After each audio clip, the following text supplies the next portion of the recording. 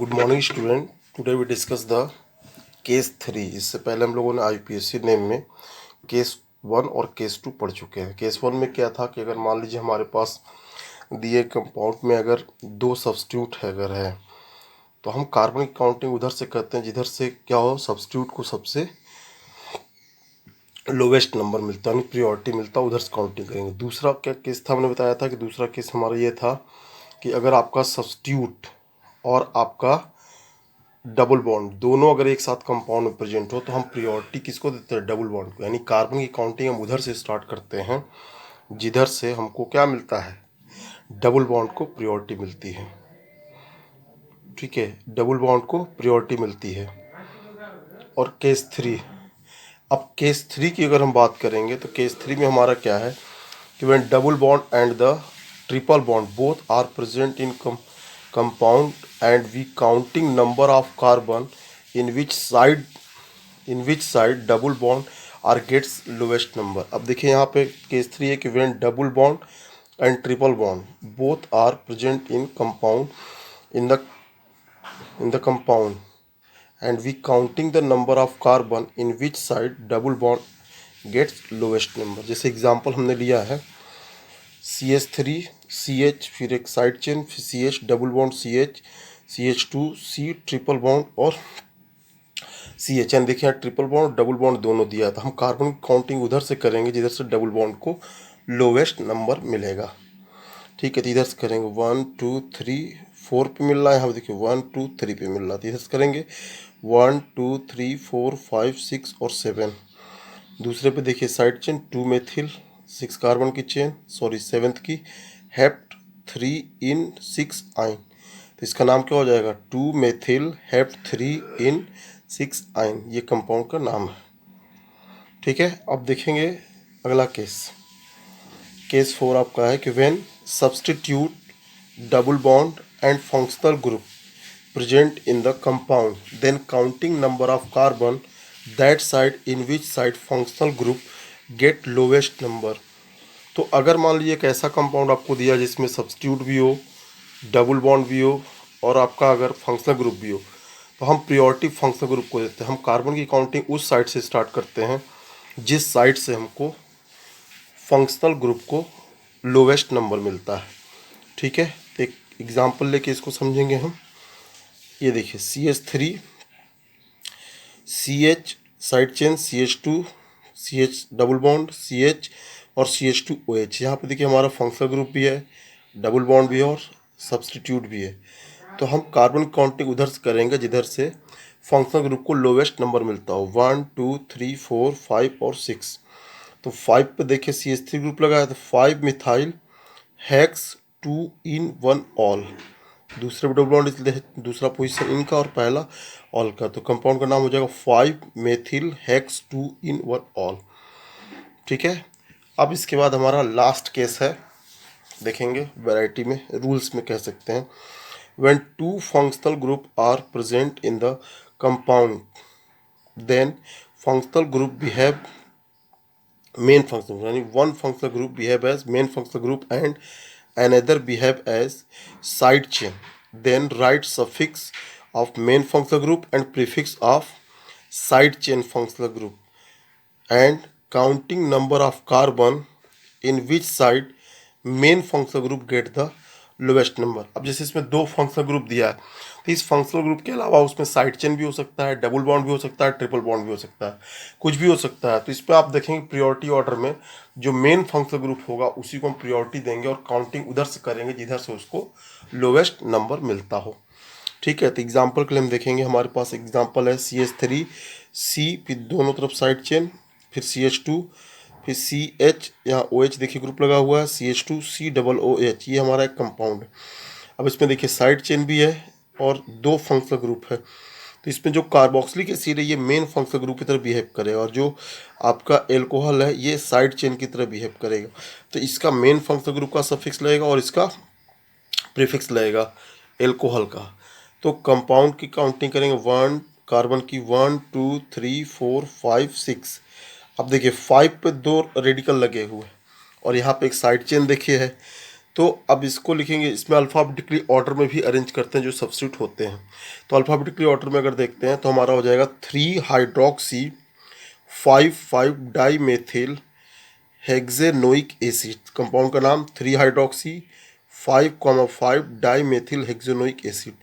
तो इस तरीके से हम लोगों ने क्या किया, पूरे रूल्स की स्टडी कर ली। जो भी हम एलिफेटिक ऑर्गेनिक कंपाउंड की नेमिंग करते हैं बाय द आईयूपीएसी सिस्टम। अगर हमारे पास एरोपेटिक कंपाउंड है तो उसमें बेंजीन वर्ड लगता है और पहले लग जाएगा। जैसे अगर मान लीजिए बेंजीन के ऊपर सीएल लगा तो क्लोरोबेंजीन, अगर NH2 लगाया तो हो जाएगा एनिलीन, ठीक है, या बेंजामीन हो जाएगा, ठीक है। तो इस तरीके से हम एरोमेटिक की भी नेमिंग कर सकते हैं। तो अब हम देखेंगे हमारा नेक्स्ट टॉपिक जो है वो है आइसोमेरिज्म, कि आइसोमेरिज्म क्या होता है। बहुत इंपॉर्टेंट टॉपिक है, ठीक है। यहाँ से क्वेश्चन आपके आते हैं तो हम देखेंगे सबसे पहले हमारे पास आइसोमेरिज्म है क्या, ठीक है।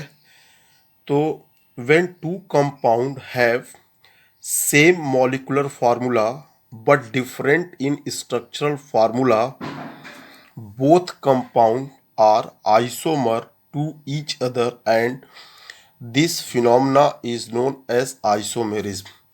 मतलब कहने का कि दो ऐसे कंपाउंड जिनका मॉलिक्यूलर फार्मूला सेम हो लेकिन स्ट्रक्चरल फार्मूला डिफरेंट हो, तो उनको हम क्या बोलेंगे, उनको बोलेंगे कि both are isomer to each other and this phenomena is known as isomerism, ठीक है।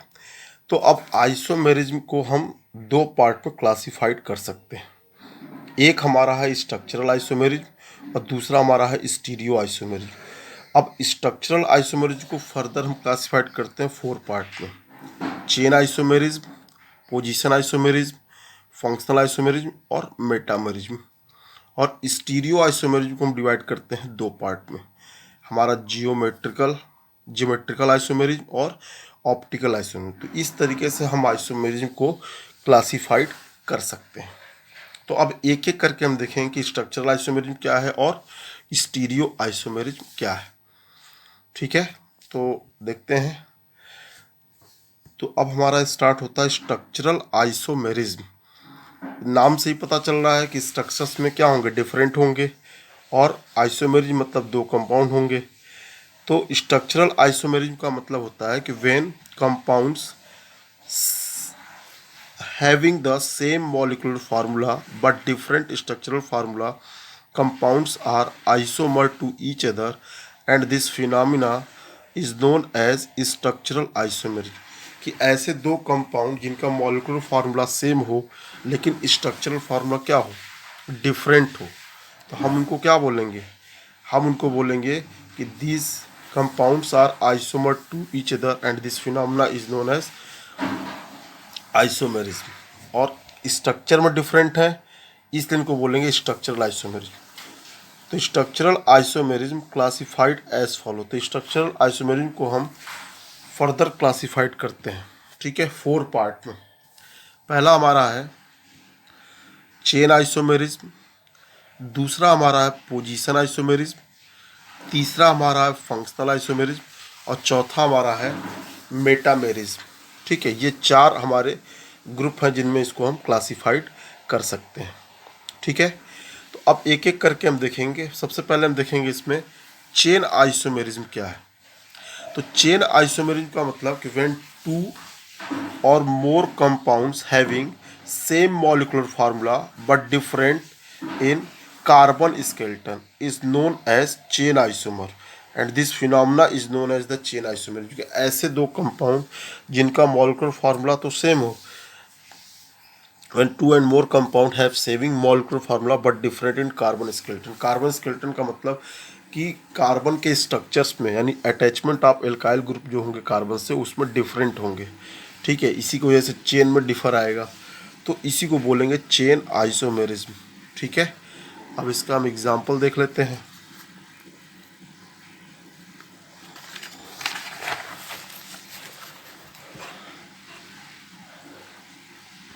ये देखिए, अब हमारे पास देखिए 5 कार्बन के चेन के 3 टाइप कंपाउंड है। ये देखिए CH3, CH2, CH2, CH2, CH3, ये हमारे पास पेंटेन है, ये स्ट्रेट चेन है। अब इसी में देखिए CH3C और यहाँ पे साइड चेन लगा CH2, CH3। अब यहाँ पे एक साइड चेन लगा तो 1 2 3 4 कार्बन की चेन और एक साइड चेन, यानी 5 कार्बन पूरा हुआ। अब यहाँ पे एक कार्बन से देखिए तीन ग्रुप टच है, 1 2 3, और ये बढ़ रहा है, यानी कि एक कार्बन से 4 CH3 ग्रुप, 3 कह सकते हैं। ये तो चेन आगे प्रोपोगेट करेगा, तो ये नियोपेंटेन है। तो नॉर्मल, आइसो और नियोपेंटेन है ये, ठीक है। इसके बाद दूसरा हमारा है पोजीशन आइसोमेरिज्म। क्या है? पोजीशन आइसोमेरिज्म, कि when two compounds differ in position of substitute atom और functional group are called functional isomer and this phenomena is known as the position isomerism। कि ऐसे दो कंपाउंड जिसमें सब्स्टिट्यूट एटम जो attach होगा या फंक्शनल ग्रुप अटैच होगा उसमें डिफर होंगे, ठीक है। तो दोनों कंपाउंड क्या होंगे? Isomer to each other. This phenomena is known as the position isomer, जिसको एग्जांपल से समझेंगे कि हमारे पास देखिए लिखा है CH3, CH2, CH2OH, ठीक है। तो अब यहाँ पे देखिए 3 कार्बन की चेन है, तो प्रोपेन 1 ऑल, प्रोपेनॉल। अब यहाँ पे देखिए CH3CH, यहाँ पे OH लगा हुआ और CH3, यानी OH ग्रुप दोनों है लेकिन पोजीशन दोनों की अलग अलग। यहाँ पे पहले पोजीशन पे, यहाँ पे दूसरे पोजीशन पे, तो ये हो गया प्रोपेनॉल 2 या प्रोपेन 2 ऑल, ये प्रोपेन 1 ऑल है। इसी तरीके से यहाँ पे हेलोजन भी लगा सकते हैं, कोई भी फंक्शनल ग्रुप लगा सकते हैं, डबल बॉन्ड लगा सकते हैं, मतलब कहने का कुछ भी, मतलब इसमें अटैच कर सकते हैं आप। बस उनके क्या होनी चाहिए कि मॉलिक्यूलर फार्मूला सेम होना चाहिए, जो अटैचमेंट होगा सब्स्टिट्यूट ऑफ फंक्शनल ग्रुप उनके पोजीशन अलग होनी चाहिए, इसीलिए इसको बोलते हैं पोजीशन आइसोमेरिज्म। नेक्स्ट आपका है फंक्शनल आइसोमेरिज्म, ठीक है। When two and more compounds having the same molecular compound but different functional group are called functional isomer and phenomena is called functional isomerism। अब कह रहे हैं कि दो या दो से ऐसे कंपाउंड जिनका मॉलिक्यूलर फार्मूला सेम हो, ठीक है, लेकिन उसमें डिफरेंट फंक्शनल ग्रुप हो, लेकिन फंक्शनल ग्रुप उनके अलग अलग हो, तो उनको क्या बोलेंगे? फंक्शनल आइसोमर, एंड फिनोमेना को बोलेंगे फंक्शनल आइसोमेरिज्म। जैसे एग्जांपल के लिए बात करें एल्डिहाइड और कीटोन, तो एल्डिहाइड और कीटोन क्या है? ये दोनों फंक्शनल आइसोमेरिज्म है। जैसे देखिए CH3, तो आपका C डबल बॉन्ड O और यहाँ पे CH3, यानी देखिए 3 कार्बन की चेन है। ये देखिए यहाँ पे एक O है, ये आपका प्रोपेनॉन, यहाँ पे CH3 CH2 CHO, यानी CHO ग्रुप है, यहाँ पे क्या है? CO ग्रुप है। तो ये दोनों आपस में क्या है? मॉलिक्यूलर फार्मूला सेम है, लेकिन इनका क्या है? Structural formula, sorry functional group दोनों का अलग अलग है, ठीक है। और लास्ट हमारा जो होता है उसको बोलते हैं मेटामेरिज्म। क्या बोलते हैं? मेटामेरिज्म। तो it arises due to different alkyl group on either side of the functional group in a molecule, कि एक मॉलिक्यूल में जो फंक्शनल जो ग्रुप हमारा है उसके दोनों साइड में एल्काइल्स कि कार्बन नंबर डिफर होगा, यानी इकाइल ग्रुप का अटैचमेंट डिफर होगा, इसलिए उसको बोलते हैं मेटामेरिज्म। जैसे अगर बात करें ईथर की बात करें, तो ईथर में देखिए क्या है कि यहाँ पे देखिए 4 कार्बन का ईथर है, तो यहाँ पे देखिए ऑक्सीजन से इधर भी अल्काइल ग्रुप, इधर भी अल्काइल ग्रुप, यहाँ भी देखिए अल्काइल ग्रुप, इसका मॉलिक्यूलर फार्मूला है C4H10O, C4H10O है। और यहाँ पे देखिए CH3, अब इसके साथ देखिए एक कार्बन का रेडिकल, इधर इधर 3 कार्बन का रेडिकल, यहाँ देखिए 2 कार्बन का रेडिकल, यहाँ पे देखिए 2 कार्बन का रेडिकल। तो कहने का मतलब C4H10O ये दोनों बना रहे हैं, लेकिन इनका क्या होगा? अटैचमेंट आप ये ऑक्सीजन, यानी कि कोई भी फंक्शनल ग्रुप हो सकता है यहाँ पे, तो इसके दोनों तरफ जब number of alkyl groups differ होगा, number of alkyl groups differ होंगे, तभी इनको बोलेंगे हम ये मेटामेरिज्म है। तो इस तरीके से आज हम लोगों ने IUPAC सिस्टम को पूरा पढ़ा और आइसोमेरिज्म देखा और उसका क्लासिफाइड किया। तो आज हम लोगों ने एक पार्ट आइसोमेरिज्म का जो है हमारा स्ट्रक्चरल आइसोमेरिज्म, तो स्ट्रक्चरल आइसोमेरिज्म को हम लोगों ने आज कंप्लीट किया। अब हम बात करेंगे स्टीरियो आइसोमेरिज्म की, जो हमारा सेकंड पार्ट है स्टीरियो आइसोमेरिज्म की। तो स्टीरियो आइसोमेरिज्म क्या होता है? ठीक है, इसको 2 पार्ट में डिवाइड कर, ज्योमेट्रिकल और ऑप्टिकल आइसोमेरिज्म। इन सब की डिटेल स्टडी हम क्या करेंगे? नेक्स्ट हम क्लास में करेंगे। तो आज का क्लास यहीं तक होगी स्टूडेंट, ठीक है, थैंक यू।